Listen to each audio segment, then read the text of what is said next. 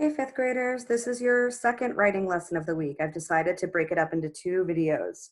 The next part, after you've done your paragraphing, is to do your final format, your final formatting checklist.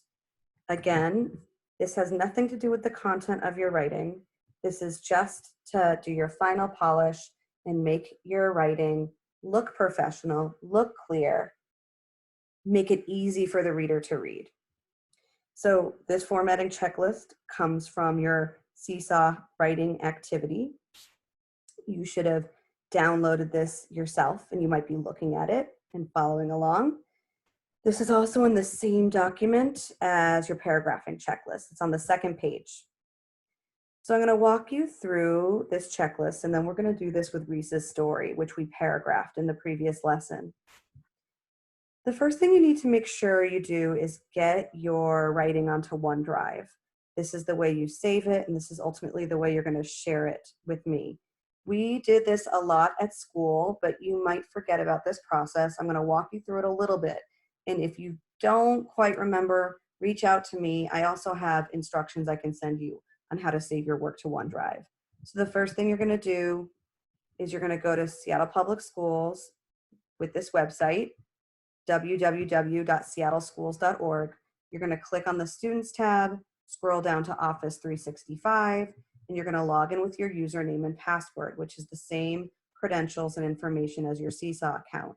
So remember, it is always the number 1, your first initial, your middle initial, your last name at seattleschools.org, and your password is Queen Anne. It's possible you won't have to enter the part that says at seattleschools.org, but try it out. I'm not sure whether you have to use the full email or just your username. But either way, you get in there. Actually, let's do that step. Let's do that step together. So I am already logged in as a teacher here. I can't log in as you right now, but what you will do is once you get to seattleschools.org, you'll go to the Students tab, scroll down, click on Office 365.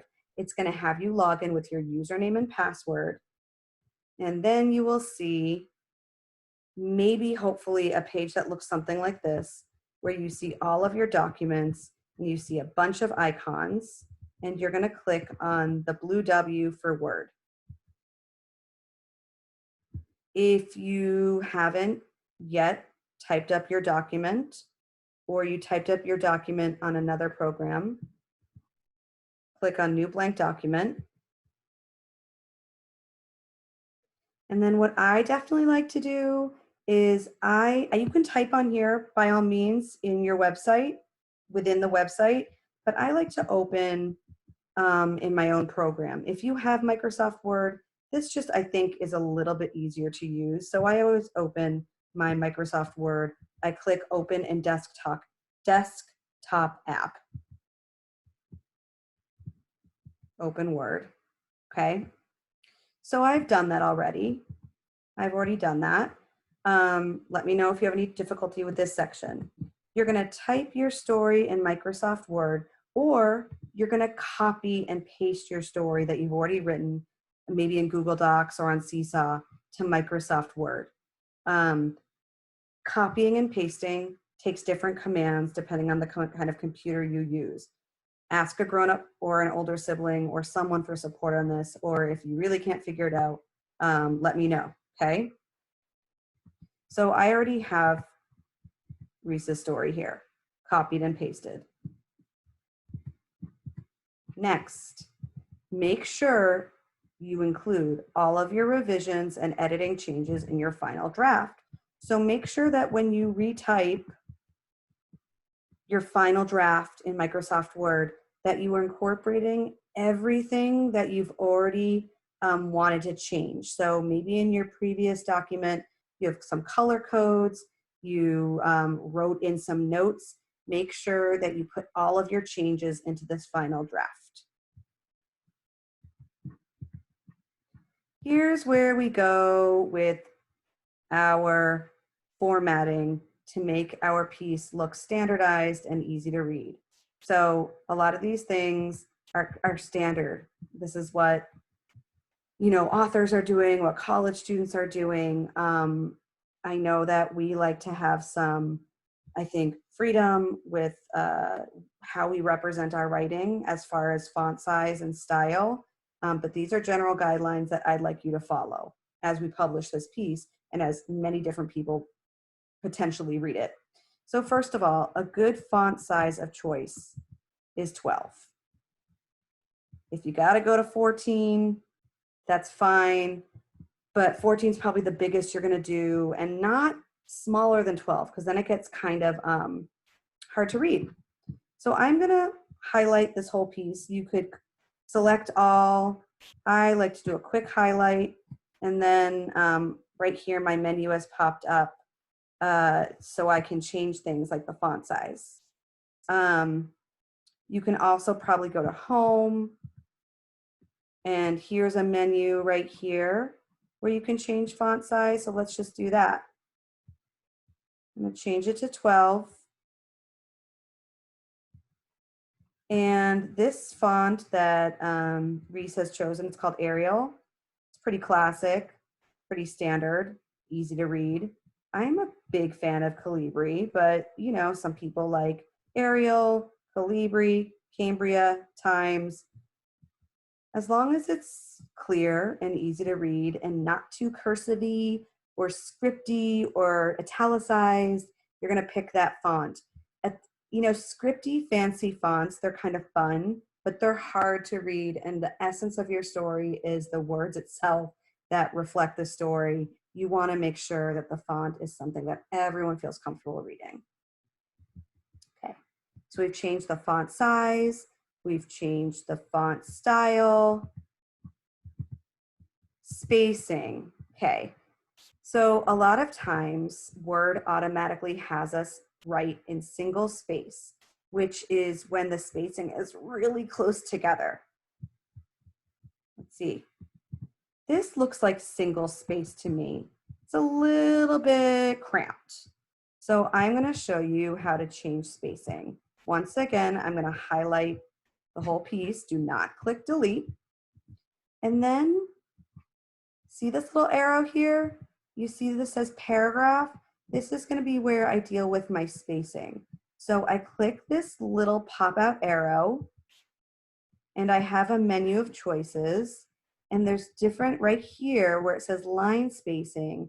I can decide two options, whether I want to do 1.5 line spacing or double spacing. I'm cool with either of these. I think both of these give a nice amount of space. I'll click on 1.5. You see what you think. I click 1.5 and then okay.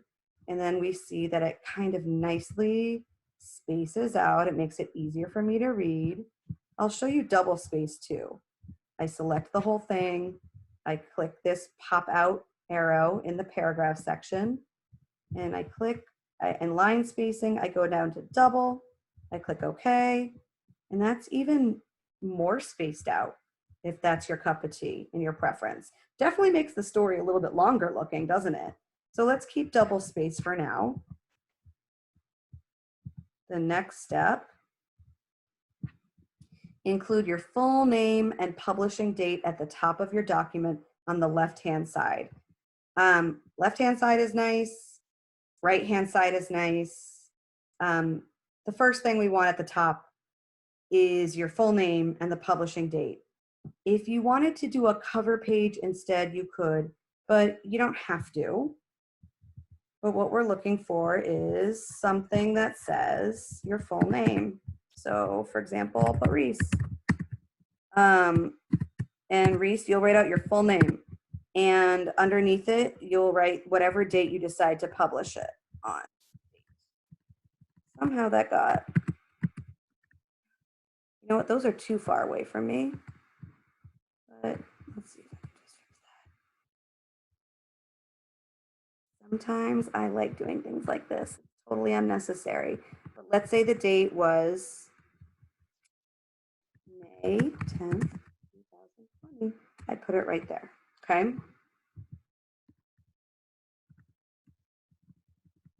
Okay, so we have Reese Papadopoulos, May 10th, 2020. Some people might want to do Ms. Goldman because sometimes you like to write down the name of the teacher that you have while you're writing. It helps you remember what class you were in. You can do that. You don't have to. You don't have to put my name. It's your work. Okay. Next step on our checklist. Underneath, include your story's title in the middle of your document. Okay. So I do want you all to pick an awesome title for your story, or a title that really represents the story to you. Reese has a title, Gilligan Toothless Klaus. I would like this in the middle. And the way that you can put it in the middle is go back up to this home menu, paragraph, and right here are choices as to where you want to orient your writing. This says I want to orient my writing to the left. This says I want to orient my writing to the middle. I only want to do it with this title. I click on this middle orientation, and there it is, nice in the middle. I think I'm going to bold it too, just to make it really obvious that that's the title. Okay, so we have name, date, skipped a line, title in the middle, and our first paragraph, our lead. Save your story to OneDrive. After you've done all these things, you're done. You need to save it and share it to Ms. G. So, how I save it to OneDrive, go to File, go down to Save As, click this right here, OneDrive. This means that it's on the internet, in the cloud, and it's not on your computer. It's something you can access from any computer. So click on OneDrive, save it. I'm going to save this as Reese Story and save. The last thing you want to do is share it with me. Okay, final step is to share it with me. Once you're so sure that this is your final draft, you've done all the steps, you've looked at it, it looks right to you, it's polished, it's good to go. Go to the share key right here.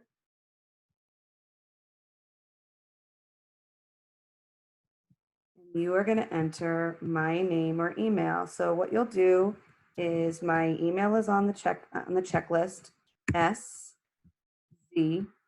I popped up. I am the only teacher in the district with an SZ start. I am not surprised. So click on Sarah Goldman. Like, hey, Miss G, I finished my story. Write me a little message and then click send. And that should come to my email. And that is the end of your formatting. You have published, you have shared, you're done. We're going to celebrate you. And just FYI, once everyone publishes, we're going to compile these in some kind of online platform and have some kind of virtual online celebration for your incredible fiction story work, which I am just so proud of and excited about. That was your formatting lesson. If you have any questions about this, things that were unclear, try to go back, rewatch, and also reach out to me, reach out to a grown-up at home who might be able to help you because your computer might behave different than mine or might have different menus or just different kind of formatting tools, okay? So be in touch if necessary. Congratulations on a job well done in publishing your piece, and can't wait to read them all. Okay, talk soon.